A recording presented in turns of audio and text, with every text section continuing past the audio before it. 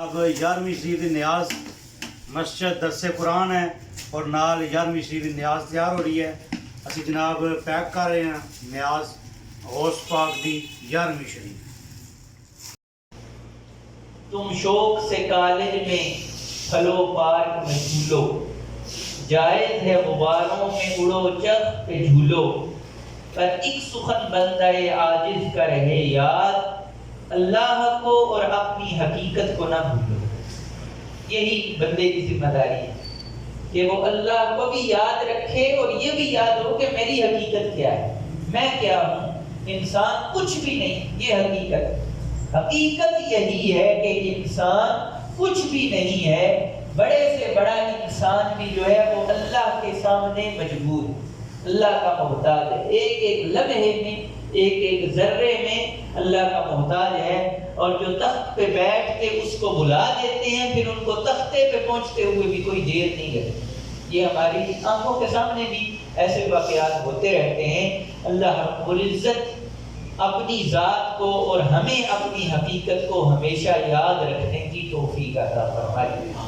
آخر میں ایک سوال پوچھا گیا کہ نماز ادا کرتے ہوئے ہاتھ کہاں باندھنے چاہیے، نماز میں ہاتھ باندھنے کی صحیح جگہ کیا ہے.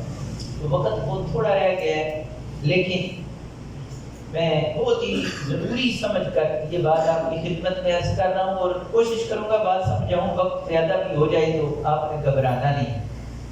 ہمارے جیلت سے بھی، کیونکہ یہ بہت بڑا ایک فتنہ کھڑا ہوا ہے، اور چونکہ آج کل سوشل میڈیا کا دور ہے اور سوشل میڈیا میں یہ ایسی باتیں بہت زیادہ ہوتی ہیں کہ رفع یدین کرنا ہے یا نہیں کرنا، اور ہاتھ کہاں باندھنے ہیں، اور امام کے پیچھے سورۃ فاتحہ پڑھنی ہے یا نہیں پڑھنی، اور نماز جنازہ پڑھنے کا طریقہ کیا ہے، 4 تکبیریں پڑھنی ہیں یا 5 پڑھنی ہیں، یا سورۃ فاتحہ پڑھنی ہے یا نہیں پڑھنی، یا اس طرح کے مسائل جو ہیں. اور بالخصوص ہمارے نوجوان ایسے مسائل کے اندر الجھے ہوئے ہیں.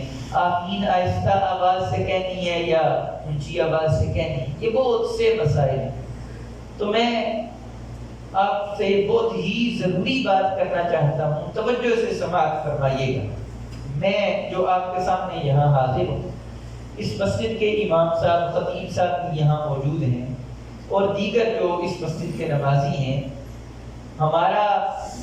ہم اس بات کا اقرار کر رہے ہیں، ہم یہ بات مانتے ہیں، ہمارا یہ دعویٰ ہے کہ ہم اہل سنت و جماعت ہیں، اور ہم امام ابو حنیفہ رضی اللہ عنہ کے مقلد ہیں، ان کی تقلید کرتے ہیں. یہ ہمارا ماننا ہے، یہ ہم کہتے ہیں.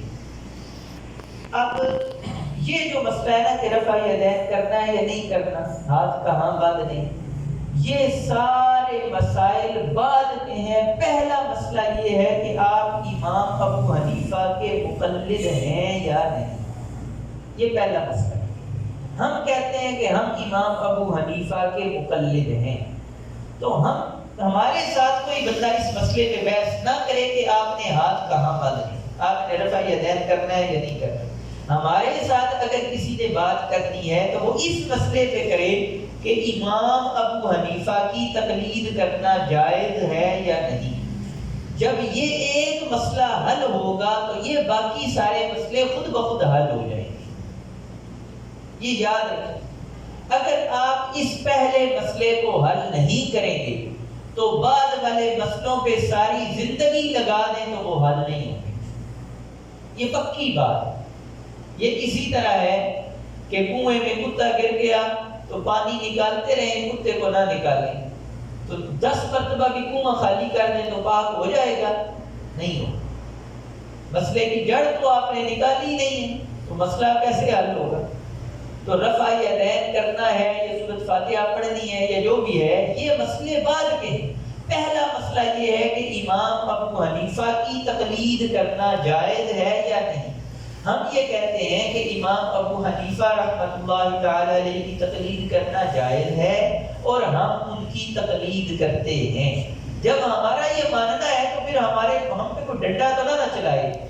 اگر ہم کسی پہ نہیں چلا رہے تو ہمارے اوپر بھی کوئی بندہ ڈنڈا نہ چلائے، زبردستی نہ کرے. بھئی ہمیں اپنے امام کی تقلید کرنے نہیں کرتے تو نہ کریں، یہ آپ کی ذمہ داری ہے۔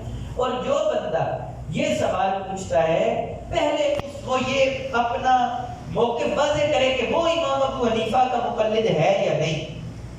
اگر کوئی امام ابو حنیفہ کا مقلد نہیں ہے تو پھر اس کے ساتھ تقلید پہ بات ہوگی، اور اگر امام ابو حنیفہ کا مقلد ہے تو ان کا کہنا یہی ہے کہ نماز میں ناف سے نیچے ہاتھ باندھ رہے ہیں، سینے پہ نہیں باندھ رہے، رفع یدین نہیں کرنا منع ہے۔